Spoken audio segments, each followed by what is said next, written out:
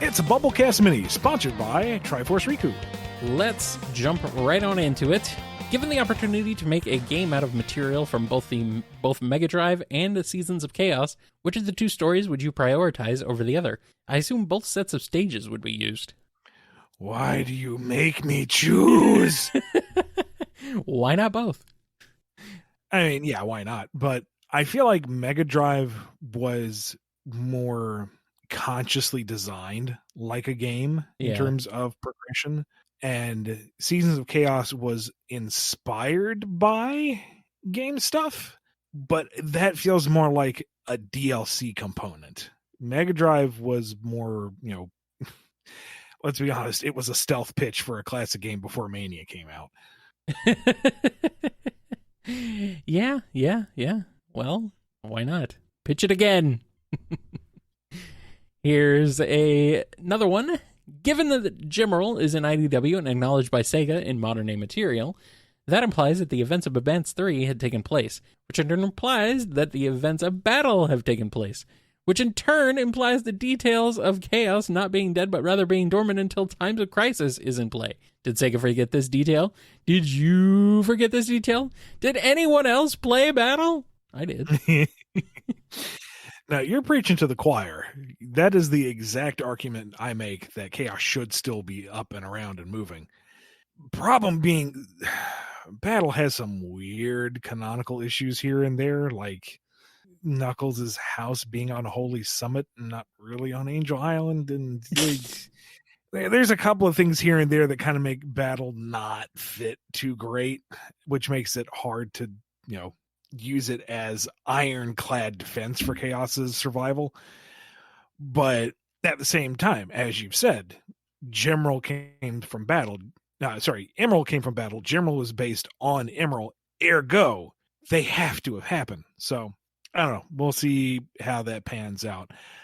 I think that we might be making a little headway. I mean, go watch the Knuckles animated short again and pay attention to that one puddle. Puddle? Oh, no. Ripples don't do that. Oh, no. Naturally. Oh, no. Oh, yes. Assuming the Chaos Drives from Adventure 2 can be used to enhance someone's abilities, what would happen if Starline, or anyone else for that matter, utilized the Sonic Heroes Power Cores and the Chaos Drives? I mean, can the Chaos Drives be used? We know they can be used by Chow, but we don't see anyone in-game use them. But if a Chow can use them, then couldn't a normal character use it? But then again, the characters don't get any special abilities off the small animals, and I am getting way too deep in the weeds. So for the sake of argument, Starline figures out a way to plug a Chaos Drive into a booster, and they do. I imagine they would have the same effects as the Power Core. Yeah. And to that end, I don't know if it would have additive or exponential effect. It may just be you have a backup battery source. Alrighty. Here's another one. I get in the mindset of each question being from a different person, so my transitions are weird. Sorry. Cream the Rabbit, one of the Sonic series' resident demigoddesses, known for her Chow commanding proficiency at the young age of redacted, because I guess Sonic characters don't have ages anymore. But say she had more than one Chow readily at her side. Say Vanilla allows Chocola to tag along on a mission, as well as Milk from Colors DS. Would Cream and her Chow Legion be able to single-handedly take down the Eggman Empire and any other form of villainous factions? I think it comes down to the Chow. Now, Cheese is clearly a seasoned veteran, a warrior amongst his people, one who is immortalized in song and effigy. Mm-hmm. Chocola, I always kind of thought of him as a bit of a wimp, a bit of a coward. At least that's how we portrayed him in IDW. So I imagine that if, Cream said, Chocola, get him, he'd kind of go, yeah. I mean, if he has to act, he'll act, but he's not really the one to throw his face into a robot. Can we just talk this out, possibly? And Milk, I'd have to go back and actually find that cutscene again in DS, but I think they're fairly new to the mix, so they may not necessarily want to fight. Maybe they don't have any combat experience. Just because Cream can command doesn't mean that the soldiers are ready to go. Yeah. Milk doesn't have much of a personality, really. It's kind of not very well defined. So I don't know, man. What I do know is we have another question. Thanksgiving with the IDW crew. Where does everyone meet up to celebrate? Who makes what dish? And does Rouge convince Shadow to attend the festivities? If they don't do it at Restoration HQ, maybe they all go to Spiral Hill and do that there. Given Jewel is running logistics, I could see it happening in either location, but Restoration HQ is the larger facility, so that might be able to accommodate more folks. And really, with everyone working so hard to restore the world from Eggman's various shenanigans, everyone would be invited, not just principal cast, but everyone. So we're talking like big old Thanksgiving buffet thing going on, which she organizes. And then she realizes that she just added another task to her schedule. And why does she do this to herself? Oh, who are you kidding? She actually loves it. That makes sense. That would be fun. In terms of who makes what, if we're going with this scenario, then again, it's a big old buffet. So everybody's kind of contributing. It's like a gigantic potluck. So I guess that's what Thanksgiving is in a way anyway, just on a grander scale. Yeah. Amy's got the baked goods. Cream and vanilla are assisting on that. Sonic insists that chili is perfectly viable for Thanksgiving. Put it on the turkey. Put it on the chili dog. Yes, you can have Thanksgiving chili dogs. It's about the company, not about the food. Shut up, Tails. Mm-hmm. That's right. Tails, for his part, maybe he's got like a mint jelly as a side. Mint candies. Everyone says, Tails, can you do something other than mint? And he's like, why? Turkey chili. Yummy. Knuckles comes in with like multiple flying freighters of fruit and veggies because Angel Island is just a lush paradise and he doesn't think it's a big deal. You need a lot of food, so here it is.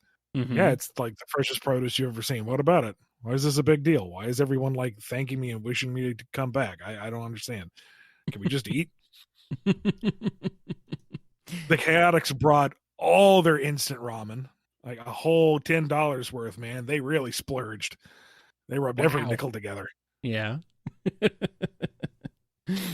Yeah. And Tangle and Blaze have both individually been given the mission of keeping the other busy, unbeknownst to each other, just to keep them out of the kitchen. Would Blaze go in the kitchen? I don't know. Oh, sure. She wants to help. She wants to contribute. She hates feeling useless. It's just, no, you don't want her in the kitchen. The official art's proven that. Yeah. I feel like she would be. I would feel like she would be self-aware enough to know that, though. But I don't know. She's also not going to, accept failure. She will persevere. She will find a way to cook that. Truly, that's a good point. That dish doesn't need open flame. Well, she'll find a way. Trust her. She has one talent. Let her do this. I'm being asked, what is it with Sonic princesses sucking at cooking? Well, they're princesses, They didn't. They got cooked for them. They never had to cook for themselves. And yeah, Rouge managed just to get Shadow to show up, and he was like, "I thought this was a mission to save the world," and she's like, "Nah, I lied. Here, just have a plate's worth." Smile and nod to a couple folks. Keep up appearances. Then you can go. All right, you can go back to your room. And then he gets into it, right? Because of course he does. Because he's a freaking nerd. Shadow's a freaking nerd. And next question. If you were to give each main character, main in this case equaling everyone playable in Heroes plus Blaze and Silver, a specific fighting style, what would it be? I can see Sonic mixing capoeira and breakdancing, Knuckles is boxing, Rouge is Sistema, etc. I don't even know what Sistema is. I don't know either. I'm not really up to date on my various fighting styles, to be perfectly honest. So that one might just have to be open to the forum. Comment below what you think each Sonic character would use in terms of fighting style.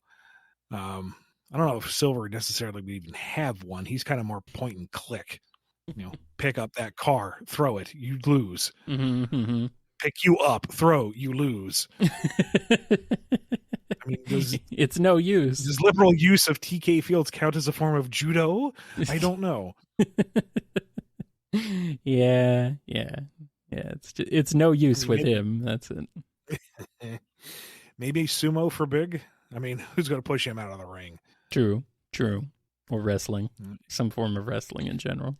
Amy is, a melee fighter, so that's a different discipline than, say, fisticuffs. Well, she's getting a Kunoichi costume in the Roblox game, so Yeah. maybe she's some kind of ninja. Maybe she knows ninja. She has ninja action. SB is obviously ninjutsu. I mean, come on now. Yeah, true. Vector, I don't know. He's kind of your down and dirty detective. Maybe he just, he knows the universal fighting language of fist. And chomp. Or with, big old arms like that. Maybe he's more of a grappler. Maybe he's a wrestler. He watched too much WWE and thinks that's a legitimate fighting style. You'd be in trouble if I had a top rope. I mean, wrestling is a legitimate fighting style, Ian. Maybe not that kind of wrestling exactly, but... Well, I don't mean to cast dispersions. I mean, to be someone of that musculature pulling off those kinds of gymnastics, it absolutely is a sport and a discipline. Hats off to them for doing that and not breaking every single bone every single night. Yes. But it ain't, like wrestling. Right. I suppose. And good old Eggman is El Gran Gordo. So there you go. There we go. There's another wrestler. There we go. El Gran Gordo versus Vector. Let's make it happen. Why didn't it happen? I don't understand. I don't understand what you were thinking, or not. I don't know. In a bizarre twist of fate, Shadow visits Angel Island to legitimately be a co-guardian with Knuckles for a day. He even brings a deck of cards and some snacks. How do you think things would go? What would they talk about? Sonic and how much they hate him? Because you're assuming Shadow would have the decency to co-guardian, but he's the ultimate life form. You're bad at your job. Take a hike. I'm doing this now. Yeah. Look, I even brought snacks. I have cards. Those are a distraction. No, they're not. And then they just start arguing over who would do the best job, and it turns into a fight. Well, yeah, of course. And while they're fighting, Eggman steals the Master Emerald. Oh, well. And they blame each other for being a distraction. Mm-hmm. I really like those two in the Twitter takeover. I don't know. They were fun together. Yeah, it was a good one. Star Fox comic, right? If given the chance to write one when asked by Nintendo, how would you handle Command? Would you choose a single route and ending to adapt? Try to combine as many of the past and endings together, or would you just pretend that Command didn't ever exist? I think Command can be reconciled for the most part. I'd have to go through the routes again, but I feel like a lot of the endings can be stitched together. Like the Marcus McCloud ending, the Dash taking over Venom ending, Slippy retiring and having a bajillion kids ending. I feel like a lot of it can come together and set up the next arc. My God, just give me the reins of this franchise. And I feel like there was a route or two that worked in that general direction. It's been a long time since I played. Obviously, some of them don't work. Like the Star Wolf saves the galaxy thing that kind of runs completely counter to all of this. But yes. You can pay lip service to it here and there, find parallels to, weave some of the stories in, as long as you're not too worried about being 100% authentic to the storyline, which I think a lot of folks would roll with, just because there are so many variables that it's not like Shadow the Hedgehog that had like the singular ending. So you can kind of say, there might be a path that makes sense, but don't worry, it has a ending. Like Command had so many viable paths and endings. It is really hard to just say, yeah, this is the one that makes the most sense. It's just take what's there and say, okay, what makes the most sense if viewed from this angle? See, I kind of figured in true Star Fox tradition, the whole thing would just be an adaptation of the first game story again. No, well, see, in my magical what if universe where everything happens the way I want it to. Uh-huh. Number 1, it rains cheeseburgers. Number 2, You might get tired of cheeseburgers if it actually did that, though. no, Kyle, you don't know me as well as you thought you did. I know you love cheeseburgers. I also love cheeseburgers, but you might want a different type of burger at some point, at least. Nah. Okay. Anyway, basically give me the old Sonic Archie Mega Man treatment and, just let me go. Uh-huh. Yeah. First little while is 64 with flashback material and bridging stories to cover the whole game. First thing is the easy route. Oops, Mecha Andros was a diversion. He's really reinvading Corneria. Go back and do a mix of the moderate and difficult routes. Mm-hmm.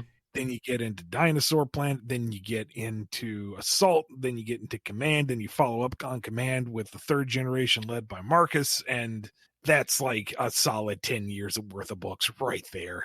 I can do it, coach. Just let me on. Take me off the bench.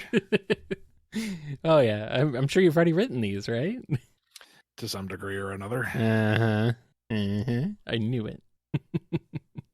This one's a question for me, apparently. It is. Kyle, which Sonic game has the best soundtrack in your opinion? Which has the bestest?